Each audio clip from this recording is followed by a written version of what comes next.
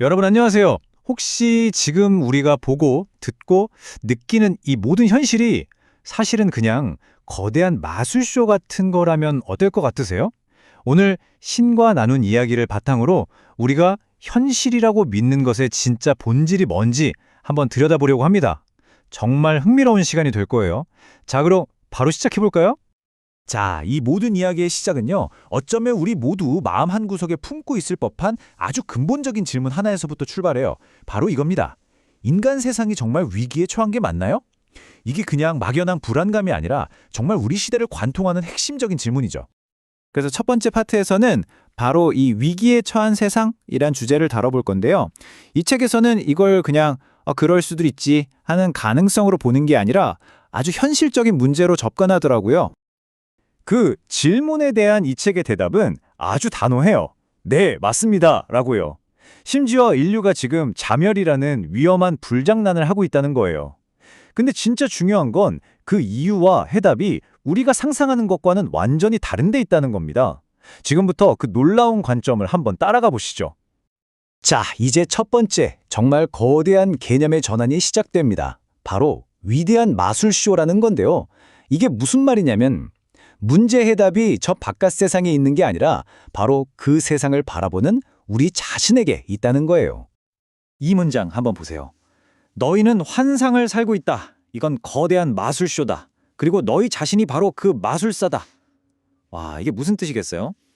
우리가 지금 경험하는 이 현실이 객관적으로 딱 존재하는 실체가 아니라 사실은 우리 스스로가 만들어낸 일종의 환상이라는 거죠. 정말 충격적인 주장이 아닐 수 없습니다. 아니, 근데 어떻게 그게 가능할까요? 그 비밀이 바로 우리의 뇌에 있다고 합니다. 이 책에서는 뇌를 진실을 보는 창문이 아니라 엄청나게 정교한 데이터 처리 장치로 설명해요. 다시 말해서 뇌는 그냥 들어오는 정보를 과거 데이터에 기반해서 해석할 뿐이지 현실을 있는 그대로 보는 게 아니라는 겁니다. 여기 이 표를 보시면 그 차이가 확 와닿으실 거예요. 자, 왼쪽을 보세요. 우리가 본다고 생각하는 건 뭐죠?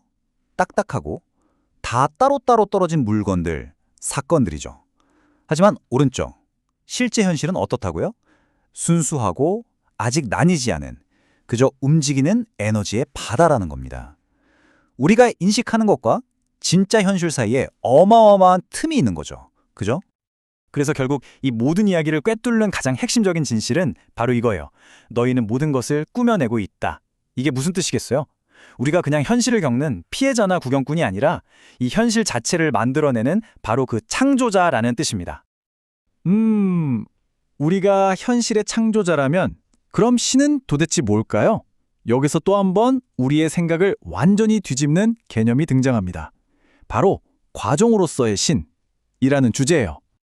보통 우리가 생각하는 신은 명사에 가깝잖아요. 어떤 존재, 인물, 장소, 아니면 어떤 결과물 같은 거요. 그런데 이 책에서 말하는 새로운 개념의 신은 동사입니다. 멈춰 있는 게 아니라 역동적인 과정, 끊임없이 무언가가 되어가는 그 상태, 바로 그 과정 자체가 신이라는 거죠. 유명한 건축가인 버크미스터 풀러가 남긴 이 말이 딱 들어맞아요. 나는 동사인 것 같다. 신도 마찬가지라는 겁니다. 어떤 명사로 정의되는 존재가 아니라 멈추지 않고 창조하고 변화하는 과정, 즉 동사 그 자체라는 거죠. 이 논리가 아주 간단하게 정리돼요. 자, 보세요. 1단계, 삶은 끊임없는 변화죠. 2단계, 신은 곧 삶 그 자체입니다. 그럼 결론은 뭘까요? 맞습니다. 3단계, 신은 곧 변화다. 그러니까 유일하게 변하지 않는 진실이 있다면 그건 바로 신은 언제나 변한다는 사실이라는 거죠. 정말 역설적인데 깊이가 있죠. 자, 그런데 여기서 이런 질문이 생길 수 있어요. 좋아, 다 좋은데 그럼 이 세상의 고통이나 악 같은 건 도대체 왜 있는 거야? 이 질문에 대한 답을요, 작은 영혼의 약속이라는 정말 아름다운 이야기를 통해서 한번 찾아보겠습니다. 이야기는 이렇게 시작돼요. 한 작은 영혼이 있었는데 이렇게 말하는 거예요. 그럼 저는 용서를 선택할래요.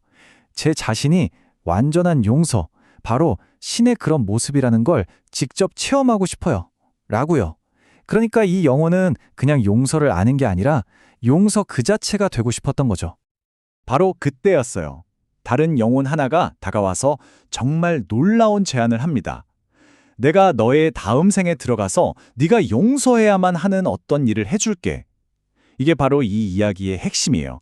한 영혼이 다른 영혼의 성장을 돕기 위해서 일부러 나쁜 역할, 어둠의 역할을 맡겠다고 약속하는 장면이죠.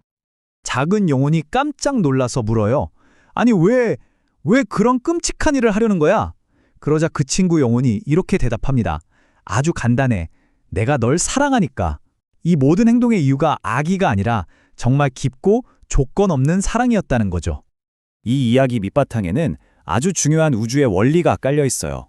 바로 자기 아닌 것이 없다면 자기인 것도 없다는 원리입니다. 생각해보면 간단해요. 우리가 따뜻함을 알려면 차가움을 알아야 하잖아요. 선을 알려면 그 반대되는 것도 있어야 하고요. 모든 것은 이렇게 반대되는 것을 통해서만 자기 자신을 알 수 있다는 겁니다. 그리고 그 친구 영혼이 딱 한 가지를 부탁해요. 내가 너를 상처 주고 너를 힘들게 하는 바로 그 순간에 제발 내가 진짜 누구인지 기억해줘 라고요. 정말 가슴 찡한 부탁이죠. 우리가 겪는 고통이나 악이라고 부르는 것들이 사실은 우리의 성장을 위해 미리 약속된 일종의 선물일 수 있다는 그런 관점을 보여주는 대목입니다. 자, 이 모든 이야기들이 결국 어디로 향하는지 아시겠어요?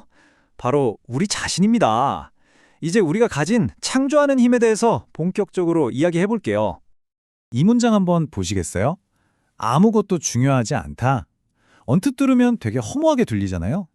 이 도발적인 문장이 진짜 무슨 뜻일지 잠시만 한번 생각해 보세요. 그런데 여기에 정말 기가 막힌 반전이 숨어 있습니다. 이 문장의 진짜 의미는요, 아무것도 중요하지 않아가 아니라 아무것도 없는 것, nothing은 당신이 의미를 부여하기 전까지는 물질, 매터가 되지 않는다 라는 뜻이에요. 완전히 다르죠? 이건 허무주의가 아니라 바로 여러분이 가진 궁극적인 창조의 힘에 대한 선언인 겁니다. 그래서 최종 결론은 이거예요. 세상은 그냥 우리에게 중립적인 상황들을 던져줄 뿐입니다. 그 상황에 어떤 의미를 붙일지 결정하는 건 다른 누구도 아닌 오직 나 자신이라는 거죠. 이게 바로 우리가 가진 가장 위대한 힘이고요. 결국 모든 이야기는 이 하나의 질문으로 돌아옵니다. 여러분이 바로 여러분 현실의 마술사이자 창조자라면 이제 무엇을 창조하시겠습니까?